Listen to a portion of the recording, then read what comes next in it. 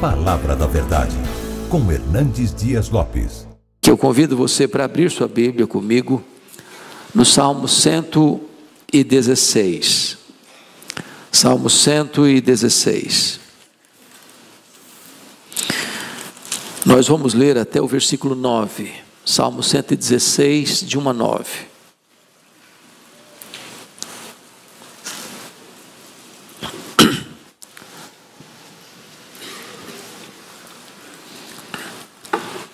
Está escrito assim: amo o Senhor, porque Ele ouve a minha voz e as minhas súplicas. Porque inclinou para mim os seus ouvidos, invocá-lo-ei enquanto eu viver. Laços de morte me cercaram, e angústias do inferno se apoderaram de mim. Caí em tribulação e tristeza. Então eu invoquei o nome do Senhor. Ó Senhor, livra-me a alma. Compassivo e justo é o Senhor. O nosso Deus é misericordioso. O Senhor vela pelo simples. Eu me achava prostrado e Ele me salvou. Volta, minha alma, ao teu sossego, pois o Senhor tem sido generoso para contigo. Pois livraste da morte a minha alma, das lágrimas os meus olhos, da queda os meus pés. Andarei na presença do Senhor, na terra dos viventes. Amém. Meus amados, esse salmo é um dos chamados salmos anônimos. Você não encontra aí no cabeçalho deste salmo o nome do autor do salmo. Esse salmo está inserido no 5º volume do Saltério. Os 150 poemas que foram reunidos no período pós-cativeiro babilônico foram agrupados em 5 livros, tais como 1 ao 41, o primeiro livro, 42 ao 72, o segundo livro, o 73 ao 89, o terceiro livro, 90 ao 106, o 4º livro, e o 107 ao 150, o 5º livro. Os historiadores, ou os comentaristas bíblicos também, quase unanimemente sugerem, não podem afirmar com certeza, mas sugerem que o autor deste salmo tenha sido o rei Ezequias. E o rei Ezequias tem uma história muito bonita, como rei de Judá, rei em Jerusalém. Embora tenha sido filho de um homem perverso, cruel, feiticeiro, idólatra e sanguinário, o rei Acás, ele foi um homem bom, piedoso, um homem que fez reformas espirituais em Jerusalém, um homem que experimentou um grande reavivamento em Jerusalém. Mas esse homem, diz o texto bíblico na história da sua vida, que ele enfrenta 2 grandes problemas, gravíssimos problemas. Ele tinha 39 anos, porque ele começou a reinar com 25 anos, ele reinou 29 anos, e ele morreu muito jovem, com 54 anos. E 14 anos depois que começa o seu governo, exatamente quando ele está com 39 anos de idade, e aqui para nós, um homem com 39 anos, sente-se no auge da sua força, auge da sua capacidade intelectual, auge das suas realizações pessoais. E aos 39 anos de idade, esse homem enfrenta 2 gravíssimos problemas.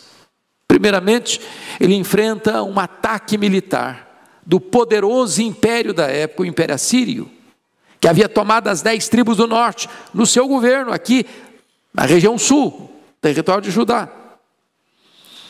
E esse mesmo exército poderoso, expansionista, guerreiro, sanguinário, cerca, sitia a cidade de Jerusalém, e dá um recado para ele se render, porque nenhum Deus podia livrá-lo de suas mãos. Não bastasse essa situação histórica tão adversa, esse rei, aos 39 anos de idade, fica doente. E a sua riqueza, o seu poder, a sua influência, não ajudaram nas tratativas da sua cura. Ao contrário, ele recebe uma sentença da parte do próprio Deus, por meio do profeta Isaías, de que ele morreria certamente. Mas antes de morrer, deveria colocar sua casa em ordem.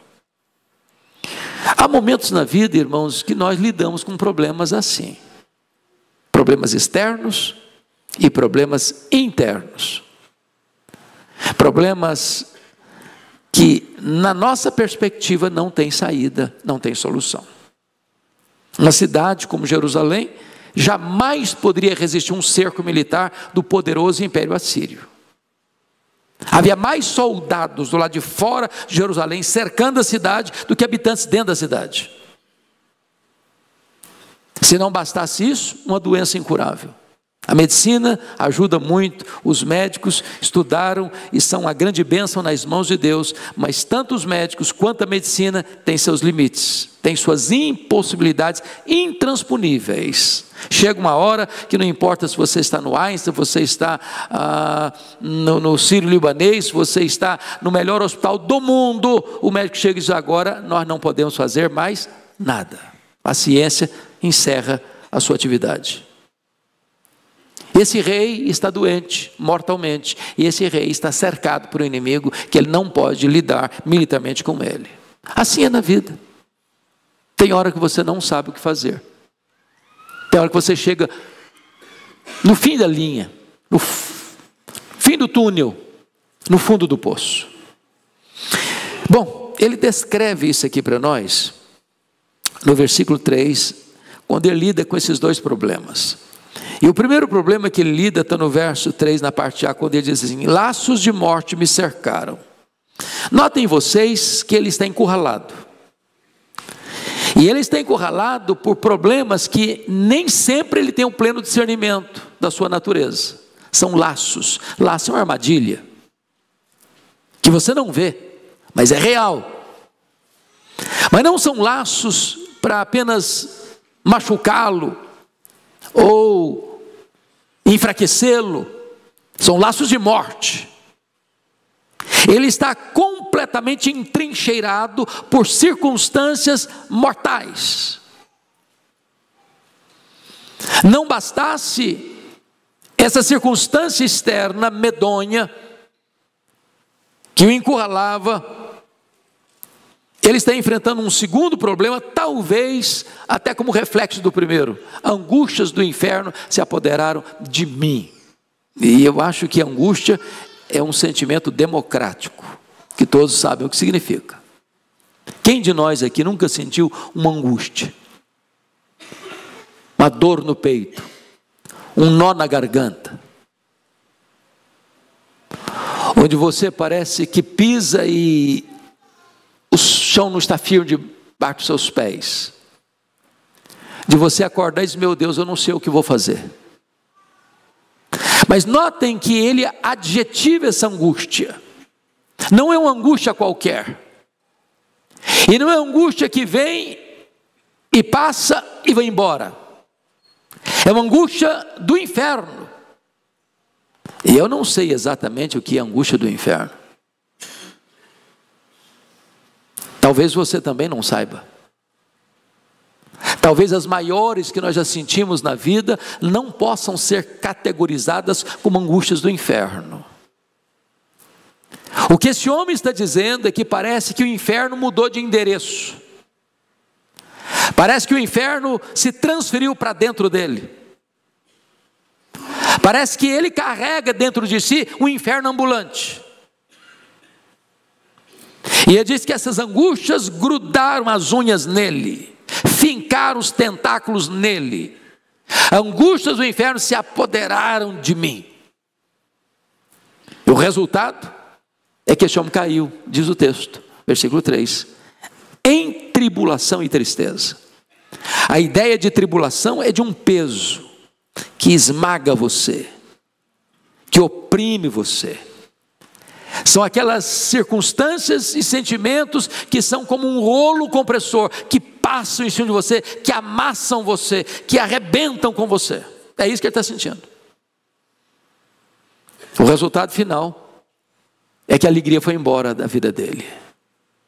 Caí em tribulação e tristeza. grande pergunta, irmãos, diante das circunstâncias tão difíceis da vida e de sentimentos tão avassaladores, é o que fazer. Porque algumas pessoas se revoltam contra Deus, outras pessoas se desesperam, dão cabo da própria vida, outras pessoas se tornam céticas, outras pessoas se desesperam. O que fazer?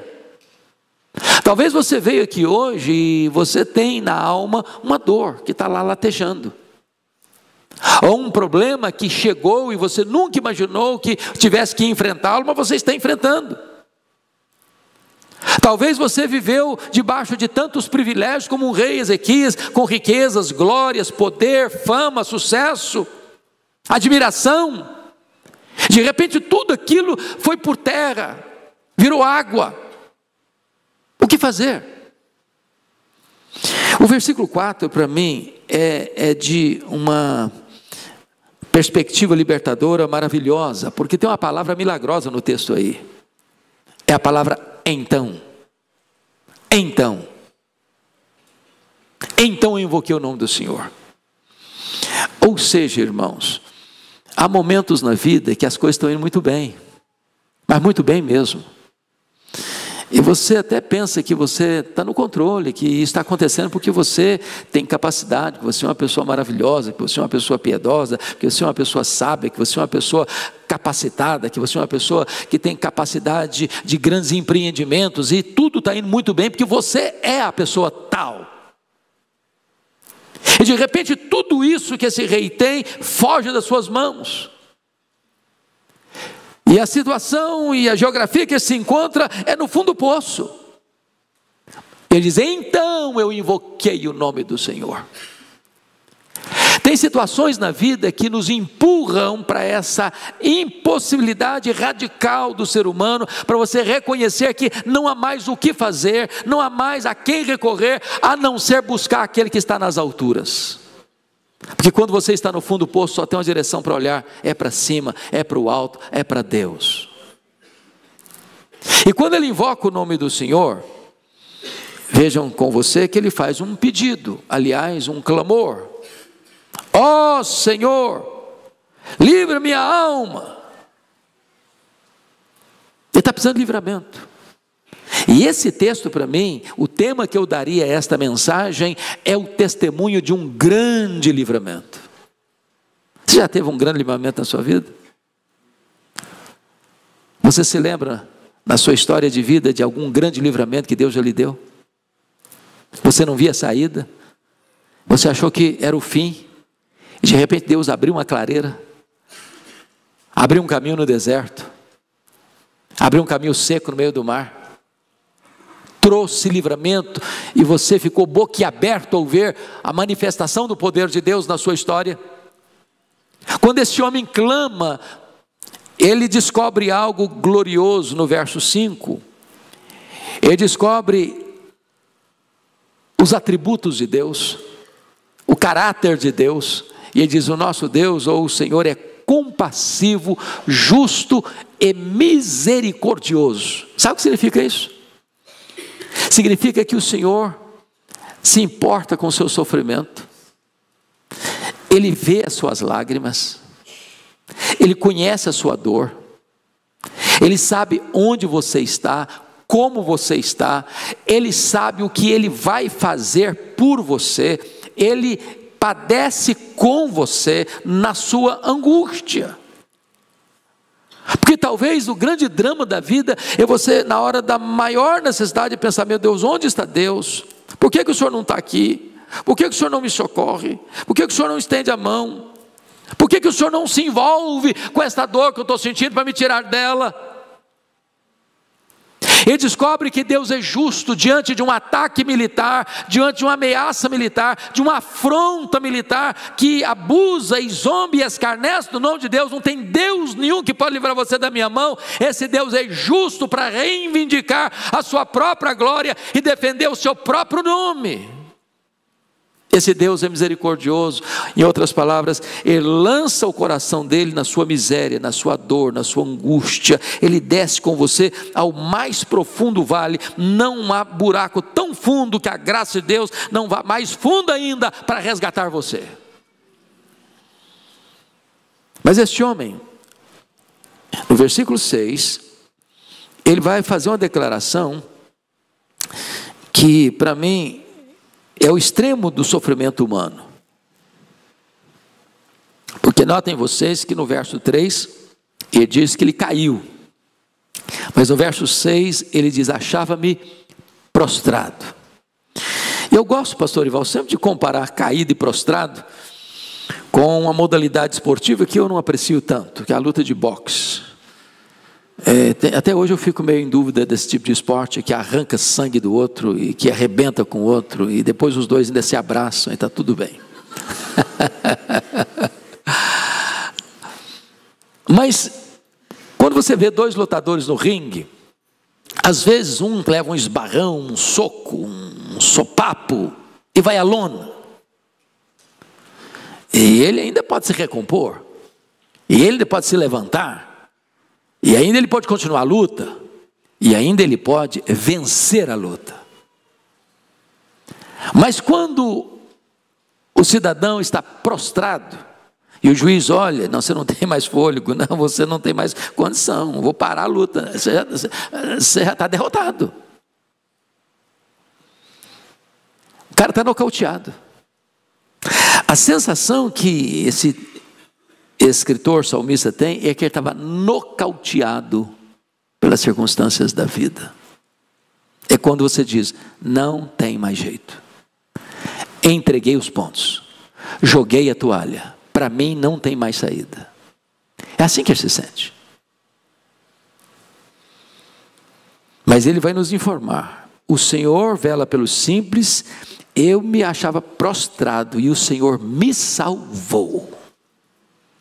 Eu não sei como você está, onde você está, não sei a circunstância que você enfrenta, nem o sentimento que está dentro de você, mas talvez você se sinta nocauteado nesta tarde. Eu quero dizer que Deus, nesta tarde, pode estender a mão para você e salvar você também. Fazer o que fez com Pedro, afundando no mar, engolido pelas ondas, e ele disse, salva-me Senhor, o Senhor estendeu a mão e o salvou, e o tirou das gargantas da morte. Hoje, nesta tarde, o Senhor pode fazer o mesmo na sua vida. Mas quando chega no verso 8, ele vai testemunhar para nós 3 grandes e poderosos livramentos de Deus na sua vida. E o primeiro livramento, notem comigo, é o livramento espiritual, pois livraste da morte a minha alma. E a ideia de alma aqui, não é apenas desse elemento espiritual que nós temos, mas também da nossa mente. Os grandes problemas da nossa vida, meus amados, surgem da nossa mente.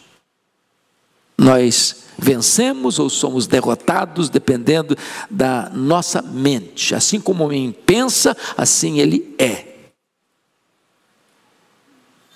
E eu não estou falando de pensamento positivo. Eu não estou falando de psicologia de autoajuda. Eu estou dizendo que a maior necessidade de livramento nosso é de Deus mudar a nossa alma, a nossa mente. Você poderia ter todos os livramentos da vida se você ainda está prisioneiro espiritualmente, você verdadeiramente está cativo. E só Deus pode livrar a alma.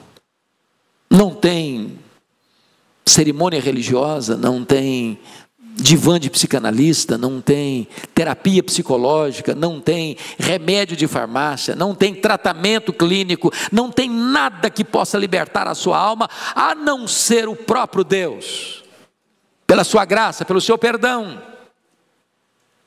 para tirar você da morte para a vida, da escravidão para a liberdade, das trevas para a luz. O segundo livramento que ele menciona no versículo 8, confira aí comigo, é o livramento emocional. Das lágrimas livraste os meus olhos. E aqui parece-me que o choro é a marca mais comum do ser humano, porque o ser humano nasce chorando. É curioso isso. Se um bebê nasce e não chora, o médico fica preocupado. Ele tem que nascer chorando. Parece que o choro é a marca da vida. E nós caminhamos chorando aqui e ali e acolá. E nos despedimos da vida, via de regra, se não chorando, com pessoas queridas à nossa volta, chorando. A grande questão é que o Senhor pode livrar não apenas você do choro, Ele pode estancar a causa que faz você chorar. Eu não sei o que você pensa sobre isso, mas participando de tantos funerais e fazendo tantas cerimônias fúnebres e observando tantas coisas, e ainda lá, como o pastor Ivaldo de vez em quando diz, aquele crente raiz, lá no interior, que o irmão morre e passa a noite inteira lá, o corpo na igreja, e o povo, toda a igreja passando lá, a noite inteira, até o momento do sepultamento. A frase para mim mais insensata num funeral é dizer para a pessoa assim: chora não, chora não. Para ele está fácil não chorar, ele não está sentindo a dor. Segundo, ninguém, pode ser o amigo mais próximo, ninguém sente essa dor como quem está enlutado. Ninguém, só quem está enlutado naquele momento sabe a dor, tem o nível da dor. Eu me lembro quando meu pai faleceu, muitas pessoas vieram me abraçar e fazer discurso, e a pior hora de fazer discurso é numa hora dessa. Você não está afim de escutar discurso, você não está afim de escutar sermão, você está querendo viver o seu momento de luto, de dor. E eu me lembro que um querido irmão me deu um abraço e disse uma frase, e foi a coisa que mais me consolou naquele dia do luto. Eu quero dizer para você que eu não estou sofrendo como você, mas eu estou aqui do seu lado. Ele foi honesto, ele me consolou. Agora, tem alguém que pode chegar num funeral, como chegou no funeral daquela viúva, cujo filho único estava sendo levado para o cemitério, e disse para a mulher assim: não chores.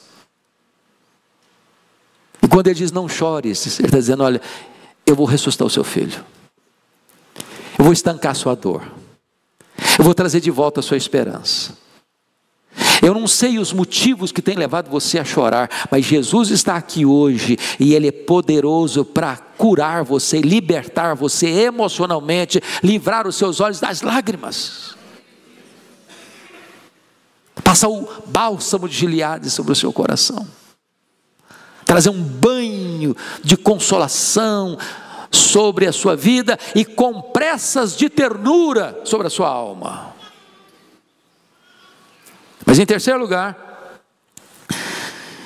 este homem vai testemunhar para nós o livramento moral. Ele diz: e da queda livraste os meus pés. Meus irmãos, convenhamos aqui, do crente mais neófito, que nasceu de novo ontem ou hoje, ao crente mais maduro na fé nesse auditório, todos nós temos os pés de barro. Nenhum de nós pode bater no peito, cheio de autoconfiança, e dizer: eu nunca vou cometer este deslize, eu nunca vou cometer este pecado, eu nunca vou me vulnerabilizar nesta área. Se Deus não segurar firme a nossa mão, todos nós somos frágeis. Deus conhece a nossa estrutura e sabe que somos pó. Nós não conseguimos ficar em pé, escorado no bordão da autoconfiança. É Deus que nos segura pela sua mão direita, nos guia com o seu conselho eterno e nos recebe na glória. Só Deus pode nos livrar da queda, só Deus. Mas me permita voltar com você ao versículo 7, porque para mim o versículo 7 é um verdadeiro manual de psicologia cristã. E é um dos textos que eu mais gosto no Salmo, é esse texto aqui. E o salmista está conversando diante do espelho. Nós chamamos isso na língua portuguesa de solilóquio. Solilóquio é uma conversa com você mesmo. Tem hora que você fala alto com você mesmo? Uma pessoa chega e diz: com quem você está conversando? Não estava conversando com ninguém, não estava falando comigo mesmo. estava conversando comigo mesmo. Estava conversando diante do espelho. E eu quero dizer que essa é uma das maiores necessidades nossas, sabia? De você exortar você mesmo. Olha o que ele está dizendo: volta minha alma ao teu sossego. Em outras palavras, ele está vivendo desassossegado, não tem motivo mais para viver desassossegado. Ele já tinha dito lá atrás que ele estava prostrado e o Senhor o salvou, e agora ele precisa pegar a sua alma pelo colarinho, dar uma balançada nela, diz: calma lá minha alma, sossega, sossega. E é dar motivos: o Senhor já tem sido generoso para contigo. O pastor Ival disse agora há pouco do dilema do pastor, e foi bom que eu falasse isso, porque eu posso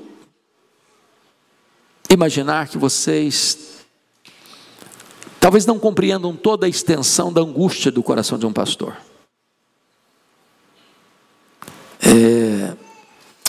Quando a gente volta domingo à noite, daqui a pouquinho, para casa, a gente já vai com o coração pensando, a alma agitada: meu Deus, e essa semana, o que eu vou pregar? O que eu vou pregar? O que eu vou pregar?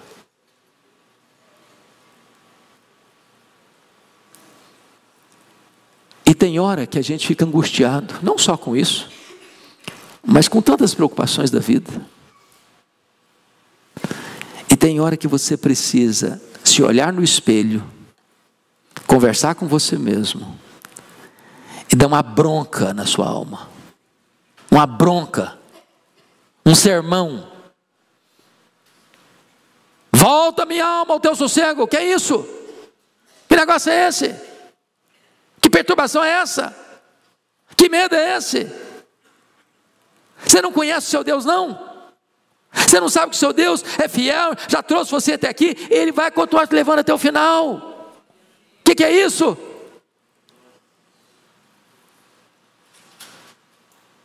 Eu posso lhe garantir que é mais fácil você pregar para 1000 pessoas do que você pregar para você mesmo.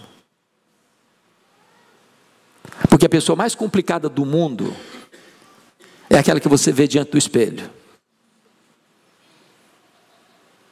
Bom, me permita encerrar dizendo 3 coisas. Esse homem, depois de restaurado por Deus e depois de exortar a si mesmo, ele toma 3 decisões. A primeira delas está no versículo 2. Ele faz um compromisso com Deus assim: porque inclinou para mim os seus ouvidos, invocá-lo-ei enquanto eu viver.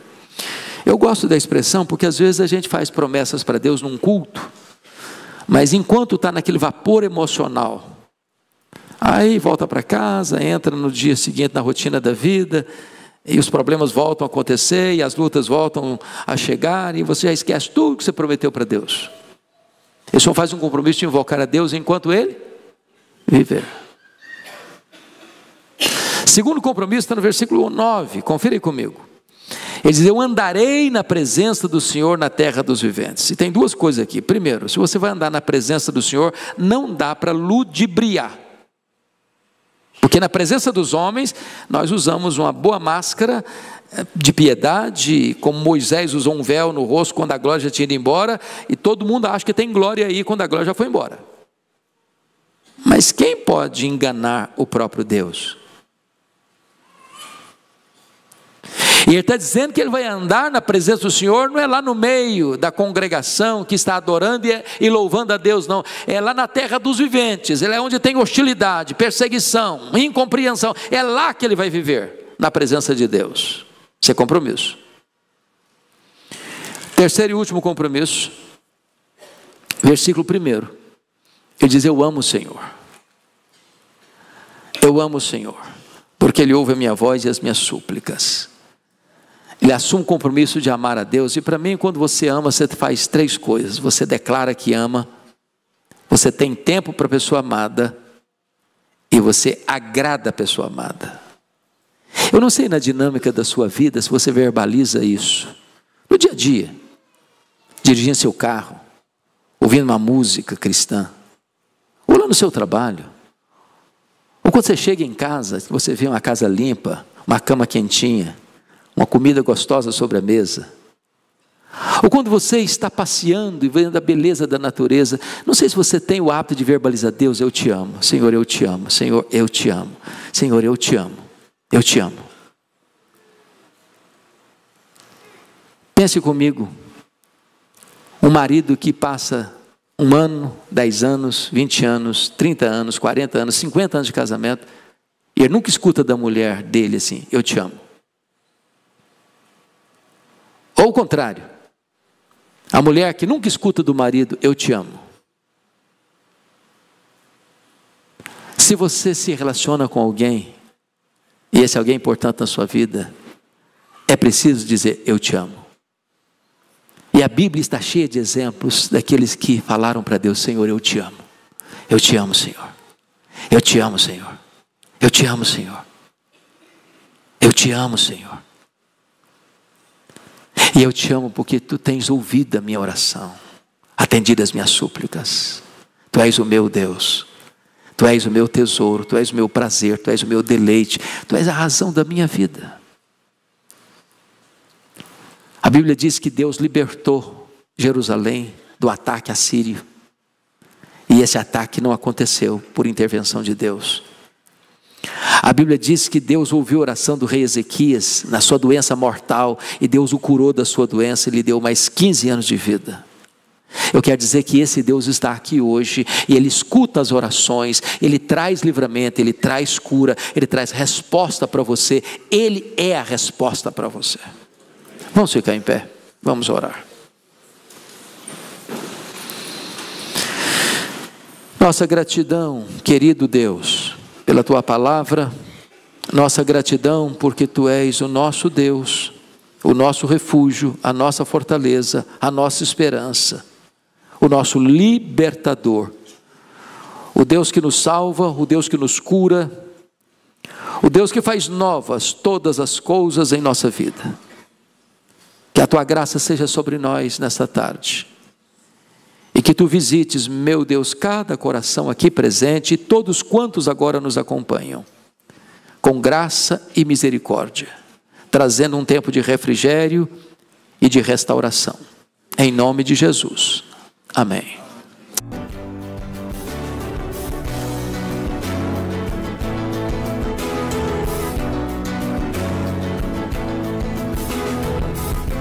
Palavra da Verdade, com Hernandes Dias Lopes.